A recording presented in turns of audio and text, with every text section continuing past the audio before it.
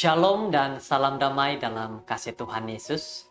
Puji syukur kita bersama pada hari ini di dalam renungan harian kita.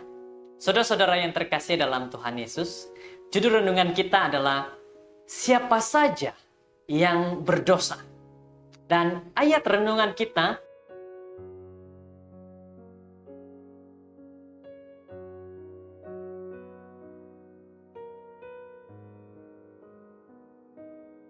sahabat-sahabat, saudara-saudara sekalian, siapa yang berdosa di dunia ini?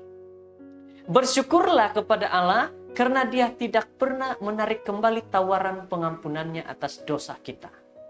Namun, kabar baik ini hanya bagi orang-orang yang merasa berdosa. Banyak orang tidak sadar bahwa mereka adalah orang-orang berdosa yang memerlukan keselamatan. Di mana mereka berdalih seperti berikut. Mereka tidak mengakui bahwa mereka katakan, perbuatan baik saya lebih banyak daripada perbuatan buruk saya. Nah, kita lihat ini yang pertama. Yang seterusnya, saya tidak seburuk orang lain.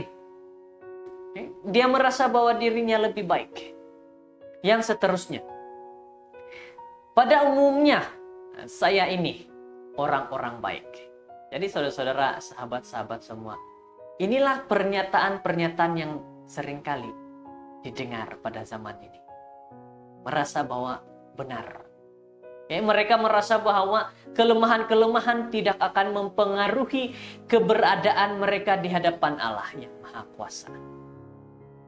Inilah yang mereka pikirkan, bahwa mereka ini adalah orang-orang yang baik. Bayangkan ada seorang orang kampung dibawa ke pengadilan karena beberapa tuduhan mencuri di toko, mencuri di kedai. Sia-sia saja ia memohon kepada hakim dengan berkata kata-kata seperti ini. Jangan lupa Pak Hakim, perbuatan saya lebih banyak daripada perbuatan buruk. Dia katakan bahwa perbuatan baiknya lebih banyak daripada perbuatan buruk. Dan dia katakan lagi, saya tidak seburuk orang lain. Selama ini saya adalah orang kampung yang patuh pada hukum. Jadi saudara-saudara yang terkasih, orang yang bersalah sebenarnya harus diadili sesuai dengan pelanggarannya. Bukan berdasar banyaknya perbuatan baik yang ia lakukan. Jika keadilan hendak ditegakkan, seseorang harus membayar kesalahannya dan orang itulah yang dinyatakan bersalah. Kecuali ada orang lain diizinkan menanggung hukumannya yang dilakukan.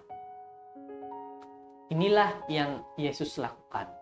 Inilah yang Kristus sudah lakukan. Dia lakukan dengan penuh kasih bagi semua orang berdosa, yakni bagi kita semua.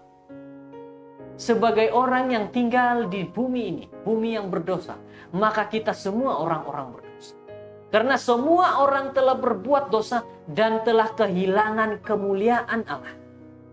Roma 3 ayat 23. Adakah pikiran keliru yang membuat hubungan kita dengan Tuhan yang rela mati dan bangkit kembali bagi kita?